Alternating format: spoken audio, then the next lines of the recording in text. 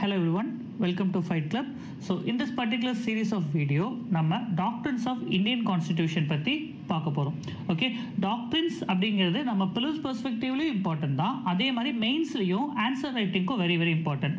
So அதனால we must be very clear with the doctrines of Indian constitution. அதோட meaning என்ன, எங்க applicable ஆகும், என்ன அதோட கோர் ஐடியா அப்படிங்கிறத will try to understand in this particular set of videos. Okay, so இந்த வீடியோவில் we are going to see doctrine of pith and substance. ஏன்னா அதிகமாக டவுட்ஸ் அண்ட் அதிகமாக கன்ஃபியூஷன் இருக்கக்கூடிய டாக்ட்ரின் அதுதான். அப்படிங்கிறதுனால will start with that particular doctrine.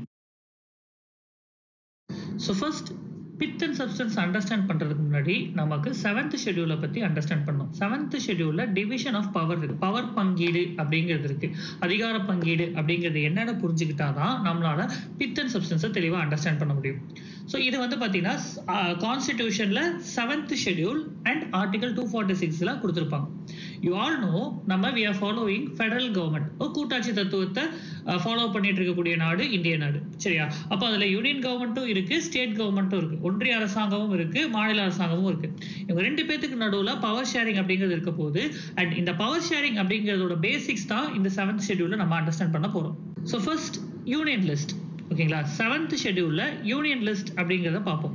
இப்போ இந்த யூனியன் லிஸ்ட் அப்படிங்கிறது என்னன்னா, இங்க பாராளுமன்றம் பார்லிமெண்டால மட்டும்தான் சட்டம் இயற்றக்கூடிய விஷயங்கள் அப்படிங்கிறது யூனியன் லிஸ்ட்ல கொடுத்துருப்பாங்க. இதுல டிஃபென்ஸ், கம்யூனிகேஷன் இந்த மாதிரி விஷயங்களை கொடுத்துருப்பாங்க. இங்க பார்லிமெண்ட் மட்டும்தான் சட்டம் இயற்ற முடியும், சரிங்களா? ஒரிஜினலா 97 இருந்துச்சு, இப்போ அங்க வந்து பாத்தீங்கன்னா 100 சப்ஜெக்ட்ஸ் இருக்கு, சேஞ்ச் ஆயிருக்கு, கொஞ்சம் சப்ஜெக்ட்ஸ் ஆட் பண்ணிருக்காங்க. இப்போ அதுல வந்து ஒரிஜினலா 97 லிஸ்ட் பண்ணியிருந்தாங்க, இப்போ அதுல வந்து பாத்தீங்கன்னா 100 சப்ஜெக்ட்ஸ் இருக்கு. ஓகேங்களா, அடுத்து ஸ்டேட் லிஸ்ட். அப்போ ஸ்டேட் லிஸ்ட் அப்படின்னு வரும்போது இங்க வந்து பாத்தீங்கன்னா ஸ்டேட் கவர்மெண்ட், மாநில அரசாங்கம் தான் இதுல சட்டம் இயற்றக்கூடிய அதிகாரம் இருக்கக்கூடிய சப்ஜெக்ட்ஸ் எல்லாமே இந்த ஸ்டேட் லிஸ்ட்ல இருக்கும், ரைட்டா? இப்போ இந்த ஸ்டேட் லிஸ்ட் நார்மல் சர்க்கம்ஸ்டன்சஸ்ல ஸ்டேட் மட்டும் தான் சட்டம் கொண்டு வர முடியும். எக்ஸ்ட்ராடனரி சர்க்கம்ஸ்டன்சஸ்ல மேபி அது நீங்க எமர்ஜென்சி இந்த மாதிரி டைம்ல வரும்போது யூனியன் கவர்மெண்டால சட்டம் கொண்டு வர முடியும், ரைட்டா? இதுல ஒரிஜினலா 66 இருந்துச்சு, இப்போ அதுல வந்து பாத்தீங்கன்னா 59 சப்ஜெக்ட்ஸ் இருக்கு. ஓகேங்களா, இந்த ரெண்டுலயும் எந்த பிரச்சனையும் கிடையாது. நவ் இந்த பித் அண்ட் சப்ஸ்டன்ஸ் அப்படிங்கிறது எங்க பிரச்சனை வரும்போது வரும்னா உங்களோட concurrent list. So concurrent list அப்படிங்கிறது வந்து பார்த்தீங்கன்னா உங்களுக்கு பார்லிமெண்ட்டும் சட்டம் கொண்டு வரலாம், ஸ்டேட் லெஜிஸ்லேச்சரும் சட்டம் கொண்டு வரலாம், ரெண்டு பேருமே சட்டம் கொண்டு வரலாம். இன் கேஸ் ஆஃப் கான்ஃப்ளிக்ட், ஓகேங்களா, யூனியன் லா வில் ப்ரிவைட். ஓகேங்களா, ரெண்டு பேரும் சட்டம் கொண்டு வராங்க, யாரோடது பெருசு அப்படின்னா யூனியன் கவர்மெண்டோட தான். ஆனால் அது இல்லாமல் ரெண்டு பேரும் அதில் சட்டம் கொண்டு வர முடியும். அதில் ஒரிஜினலாக 47 இருந்துச்சு, அதுக்கப்புறம் இப்போ வந்து பார்த்தீங்கன்னா கரண்ட்ல there are 52 subjects.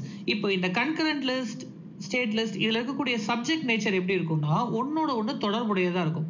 For example இப்போ நீங்கள் ஃபார்ம் லாஸ் எடுத்துக்கிட்டீங்க அப்படின்னா ஃபார்மிங், அக்ரிகல்ச்சர் அப்படிங்கிறது வந்து பார்த்தீங்கன்னா ஸ்டேட்டோட சப்ஜெக்ட். ஆனால் அதே சமயத்தில் மார்க்கெட், அக்ரிகல்ச்சர் மார்க்கெட் அப்படிங்கிறது வந்து பார்த்தீங்கன்னா யூனியன் கவர்மெண்ட்டோட கன்கரண்ட் லிஸ்ட்லையும் இருக்கு. ஸோ இப்போ கன்கரண்ட் லிஸ்ட்ல யூனியன் கவர்மெண்ட்டும் சட்டம் கொண்டு வரலாம், ஸ்டேட் கவர்மெண்ட்டும் சட்டம் கொண்டு வரலாம். ரெண்டு பேருக்கு நடுவில் பிரச்சனை union law will prevail. But இப்போ அங்கே பிரச்சனை கிடையாது. எங்க பிரச்சனை வருதுன்னா ஒரு சப்ஜெக்ட் மேட்டர் ஸ்டேட் லிஸ்ட்லயும் இருக்கு, அது தொடர்புடைய விஷயங்கள் அப்படிங்கிறது கன்கரண்ட் லிஸ்ட்லயும் இருக்கு, இல்லை யூனியன் லிஸ்ட்லயும் இருக்கு. ஃபார் எக்ஸாம்பிள் உதாரணத்துக்கு let us take the question of formula agriculture அப்படிங்கிறது வந்து பார்த்தீங்கன்னா 14th entry அக்ரிகல்ச்சர் அப்படிங்கிறது ஸ்டேட் லிஸ்ட்ல இருக்கு.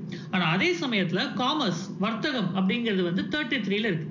இப்போ அக்ரிகல்ச்சர் மார்க்கெட்டிங் சம்பந்தப்பட்ட அவங்க லா கொண்டு வராங்க, ஓகேவா? அப்போ இதை வந்து அவங்க கொண்டு வரது சரியா தவறா அப்படின்ற ஒரு கேள்வி வரும்போது இங்கே தான் நம்ம doctrine of pith and substance இந்த மாதிரி டாக்ட்ரின்ஸை இன்வோக் பண்ண போறோம்.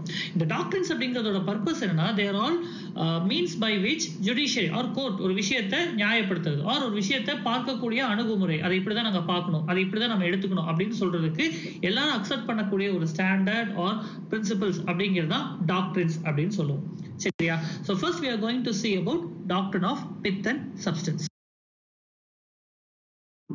First, meaning of pith and substance. Okay, இப்போ பித் அப்படிங்கிறது என்னன்னா அந்த மரத்தினுடைய மையக்கரு அப்படிங்கிறது. அப்போ ஒரு பித் அப்படிங்கிறதோட மீனிங் என்னன்னா உண்மைத்தன்மை ஆர் அதோட மையப்பகுதி என்ன, அதோட கோர் ஐடியா என்ன, what is the true nature of the subject அப்படின்றது தெரிஞ்சுக்கிறது தான் பித் அண்ட் சப்ஸ்டன்ஸ். ஓகேவா, பித் அண்ட் சப்ஸ்டன்ஸ் இன்னொரு பேரு true nature and essence test அப்படின்னு சொல்லுவாங்க. எசன்ஸ் அப்படின்னா அதோட அந்த ஒரு ஆன்மா என்ன, அதோட கோர் ஐடியா என்ன அப்படிங்கிறது தான். ஸோ இப்போ இதை வந்து நீங்கள் அண்டர்ஸ்டாண்ட் பண்ணணும் அப்படின்னா இந்த கான்செப்டை ஃபர்ஸ்ட் அண்டர்ஸ்டாண்ட் பண்ணீங்க. Pith is the essence, true nature, அதுதான் அந்த மரத்தினுடைய மையப்பகுதி ஆர் அந்த இடத்துல இதுதான் எல்லாத்தையும் எடுத்துட்டு பார்த்தா இதுதான் இருக்க போகுது அப்படிங்கிற மாதிரி. இந்த பித் அண்ட் சப்ஸ்டன்ஸ் அப்படிங்கிறத வந்து இது வந்து inspired from constitution of Canada, Canadian கான்ஸ்டிடியூஷன்ல இருந்து நம்ம எடுத்ததுதான் இந்த பித் அண்ட் சப்ஸ்டன்ஸ்.